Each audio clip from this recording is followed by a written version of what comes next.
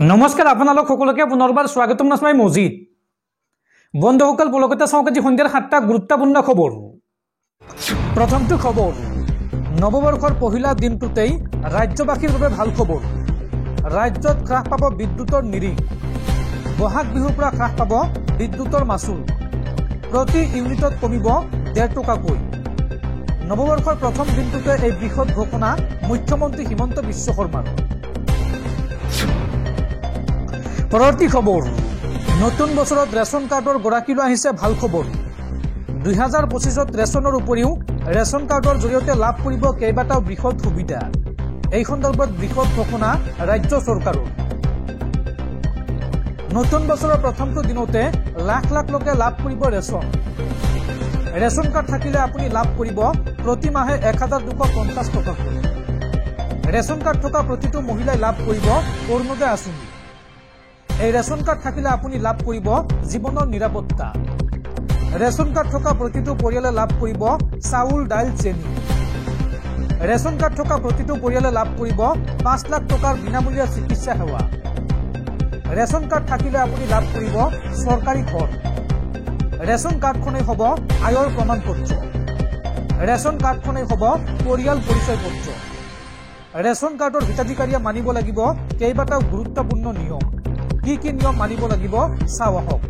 Ration সংগ্ৰহ কৰাৰ সময়ত আপুনি দিয়ক ফিংগাৰপ্ৰিণ্ট আৰু EPOS মেচিন সৃষ্ট ৰচিদখন ল'বলৈ আপুনি নাপাহৰিব।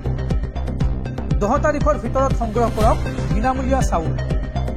আৰু দুৰ্নীতিগ্ৰস্ত ৰেচনৰ দোকানীৰ বিৰুদ্ধে আপুনি দিয়ক অভিযোগ।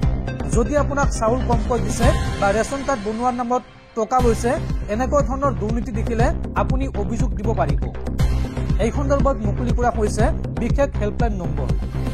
হেল্পলাইন নম্বৰটো হৈছে 180034536111। এতিয়া লিখি ৰাখক এই নম্বৰটো। পৰৱৰ্তী খবৰ, নতুন বছৰত ৰাজ্যবাসীলৈ আহিছে আন এটা ভাল খবৰ। শীঘ্ৰে গুৱাহাটীত চলিব মেট্ৰ' ৰেল। গুৱাহাটীক লৈ অভিলাষী প্ৰকল্প চৰকাৰৰ। পোৱা নোপোৱাৰ হিচাপ লৈ বিদায় ল'লে 2024 বৰ্ষ। নতুন আশা প্ৰত্যাশা আৰম্ভ হ'ল 2025 বৰ্ষ। নিশা 12 বজাৰ লগে লগে ৰং বিৰঙী আতচবাজি ফুটাই আদৰিলে নতুন বছৰত।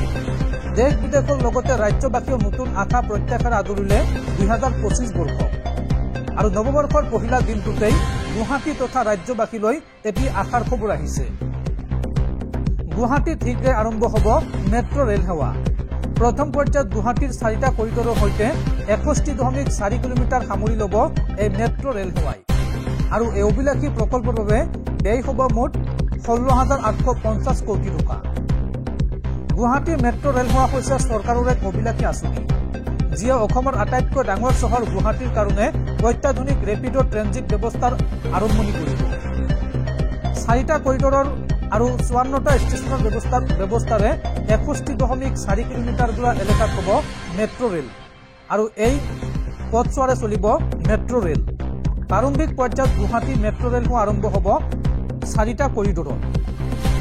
1 নং কৰিডৰ হ'ব ধাৰাপুৰৰ পৰা নাৰেংগীলৈ মুঠ 22.6 কিলোমিটাৰ।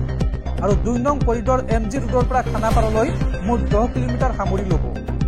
আৰু 3 নং কৰিডৰটো হ'ব জালুকবাৰীৰ পৰা খানাপাৰালৈ মুঠ 19.4 কিলোমিটাৰ।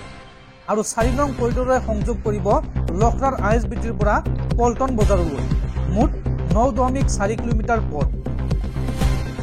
দৰ্শকসকল, আৰু বহুতো গুৰুত্বপূৰ্ণ খবৰ আছে। তাৰ আগতে আপোনাক জনাওঁ যে যদি আপুনি এতিয়ালৈকে এইটো ভিডিঅ'ত লাইক কৰা নাই, তেন্তে এতিয়াই ভিডিঅ'টোত লাইক কৰি দিয়ক। আৰু এনেকুৱা ধৰণৰ ভিডিঅ'সমূহ নিতৌ চাবলৈ চেনেলটো ছাবস্ক্ৰাইব কৰি কাষত থকা বেল আইকনটো প্ৰেছ কৰি ৰাখক। পৰৱৰ্তী খবৰ, নৱবৰ্ষৰ আনন্দ উল্লাহৰ মাজতে ৰাজ্যত ভয়াৱহ পথ দুৰ্ঘটনা। 31st উদযাপন কৰিবলৈ গৈ ভয়ংকৰ পথ দুৰ্ঘটনাত পতিত হৈছে 6 বন্ধু। আৰু এগৰাকীৰ থিতাতে মৃত্যু হৈছে এই ভয়ংকৰ পথ দুৰ্ঘটনাত। ডিমা হাছাৰ ডিটচৰাত সংঘটিত হৈছে এই ভয়ংকৰ পথ দুৰ্ঘটনা। নৱবৰ্ষৰ আনন্দ উল্লাসৰ মাজতে ৰাজ্যত ভয়াৱহ পথ দুৰ্ঘটনা। 31st উদযাপন কৰিবলৈ গৈ দুৰ্ঘটনাত পতিত 6 বন্ধু। আৰু এই ভয়ংকৰ পথ দুৰ্ঘটনাত এজনৰ মৃত্যু হৈছে আৰু 5জন গুৰুতৰভাৱে আহত হৈছে। 6 বন্ধুৱে যাত্ৰা কৰা বলেৰো আৰু ট্ৰাকৰ মাজত মুখামুখি সংঘৰ্ষ হয়। পৰৱৰ্তী খবৰ ৰন্ধন গেছৰ চিলিণ্ডাৰক লৈ ভাল খবৰ নৱবৰ্ষৰ প্ৰথম দিনটোতে হ্ৰাস পালে ৰন্ধন গেছৰ চিলিণ্ডাৰৰ দাম 14 পৰা 16 টকা পৰ্যন্ত হ্ৰাস পালে ৰন্ধন গেছৰ চিলিণ্ডাৰৰ দাম নৱবৰ্ষৰ প্ৰথম দিনটোতে হ্ৰাস পালে ৰন্ধন গেছৰ চিলিণ্ডাৰৰ দাম দেশৰ জনতালৈ জানুৱাৰী পহিলা দিনটোতেই ভাল খবৰ দিলে কেন্দ্ৰীয় চৰকাৰে 14 পৰা 16 টকা পৰ্যন্ত হ্ৰাস পালে ৰন্ধন গেছৰ চিলিণ্ডাৰৰ দাম বাণিজ্যিক গেছৰ দাম হ্ৰাস কৰিছে কোম্পানীসমূহে দিল্লীত বৰ্তমান বাণিজ্যিক এলপিজিৰ দাম হৈছে 1804 টকা কলকাতাত বাণিজ্যিক এলপিজিৰ দাম হৈছে গৈ 1911 টকা মুম্বাইত বাণিজ্যিক এলপিজিৰ দাম হৈছে 1711 টকা অৱশ্য আজিৰ দিনটোত হাল সলনি হোৱা নাই ঘৰুৱা ব্যৱহাৰযোগ্য ৰন্ধন গেছৰ চিলিণ্ডাৰৰ দাম পৰৱৰ্তী খবৰ মিছন বসুন্ধৰা 3.0 লৈ বৃহৎ ঘোষণা অসম চৰকাৰৰ বৃদ্ধি কৰা হৈছে মিছন বসুন্ধৰা 3.0 আবেদনৰ তাৰিখ 10 জানুৱাৰীলৈকে বৃদ্ধি কৰা হৈছে মিছন বসুন্ধৰা 3.0 আবেদনৰ তাৰিখ 10 জানুৱাৰীলৈকে আপোনালোকে মিছন বসুন্ধৰা পোৰ্টেলৰ জৰিয়তে মাটি বাৰী সম্পৰ্কীয় সকলো কাম কৰিব পাৰিব পৰৱৰ্তী খবৰ মধ্যপ্ৰাচ্যৰ যুদ্ধক লৈ ডাঙৰ খবৰ ইজৰাইলৰ ওপৰত পুনৰ ভয়ংকৰ আক্ৰমণ চলাইছে হুটি বিদ্ৰোহীয়ে ইজৰাইলৰ কেইবাখনো চহৰত এই মুহূৰ্তত জাৰি কৰা হৈছে হাই এলাৰ্ট নৱবৰ্ষৰ পহিলাতে ভয়ংকৰ আক্ৰমণৰ আশংকা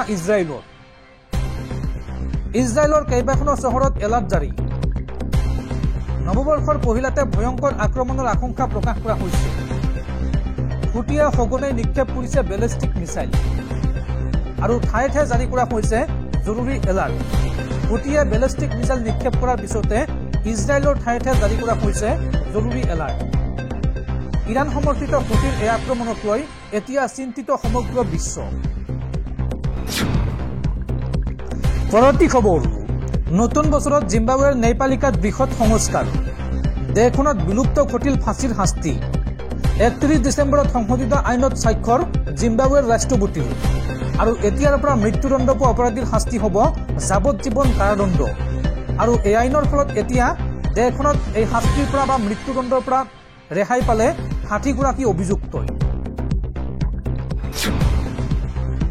পৰৱৰ্তী খবৰ অসমত হ্ৰাস পাইছে পথ দুৰ্ঘটনাৰ সংখ্যা ৰাজ্যত 2023 বৰ্ষৰ তুলনাত 2024 বৰ্ষত হ্ৰাস পাইছে পথ দুৰ্ঘটনাৰ সংখ্যা 2023 বৰ্ষত 3153টা আৰু 2024 বৰ্ষত 2744টা পথ দুৰ্ঘটনা সংঘটিত হৈছে অসমত এই তথ্য প্ৰকাশ কৰিছে মুখ্যমন্ত্ৰী হিমন্ত বিশ্ব শৰ্মাই